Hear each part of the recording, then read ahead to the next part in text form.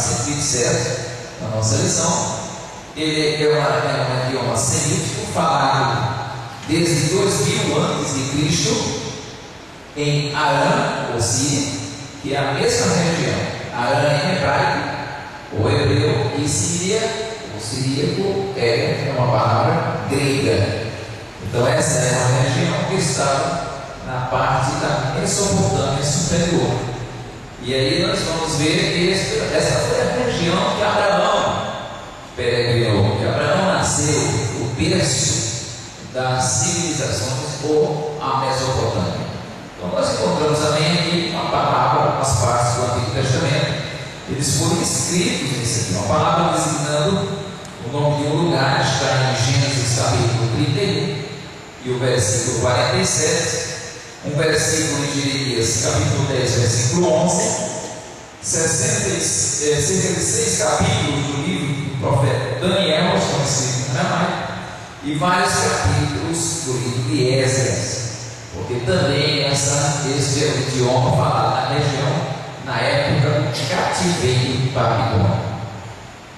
Podemos entender também que aqui vai ter algumas datas, não precisa você se preocupar com essas datas, ninguém aqui vai decorar datas assim acerca desse assunto. Mas é interessante que hoje, na atualidade, está na página 130, o aramaico sobrevive numa remota pequena da Síria chamada Malula, com a população de aproximadamente uns 4.000 habitantes.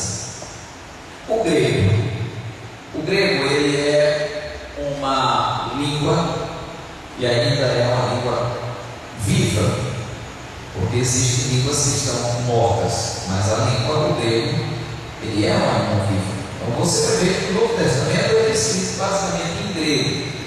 Alguns eruditos têm uma dúvida acerca do livro de Mateus, que acha que foi escrito em latim ou hebraico, segundo alguns, mas o original é escrito em grego.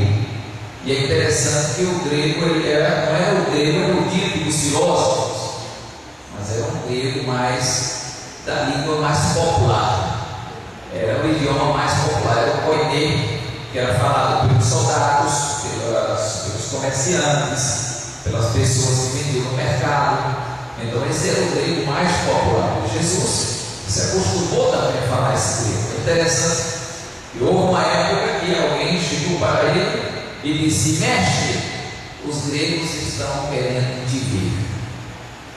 E não era somente os gregos, mas também que havia judeus que eram não somente descendentes de gregos, mas talvez prosélitos, judeus que eram gregos convertidos ao judaísmo, ou alguns judeus que foram trabalhar em terras gregas, como a Mesopotâmia, a parte da Ásia, Turquia e outras partes que estavam lá, a parte da Europa, que falavam basicamente o idioma grego, e eles se tornaram chamados helenistas, que também chamados gregos helenistas.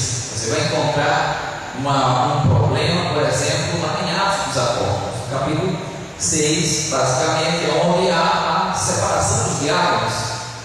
E aí você vai encontrar que os diáconos eles foram separados dentre aquelas pessoas que tinham a origem do grego. Por quê?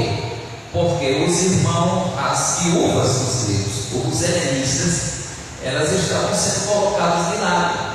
E as viúvas daquelas pessoas que eram judias, eles eram basicamente mais atendidas, ou seja, eram propriamente atendidas, enquanto que as viúvas dos gregos eram deixadas de lado.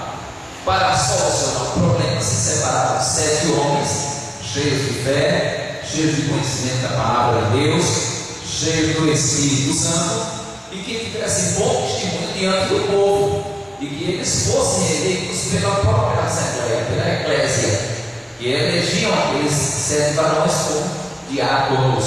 E aí a palavra diáconos vem servo, ou servos.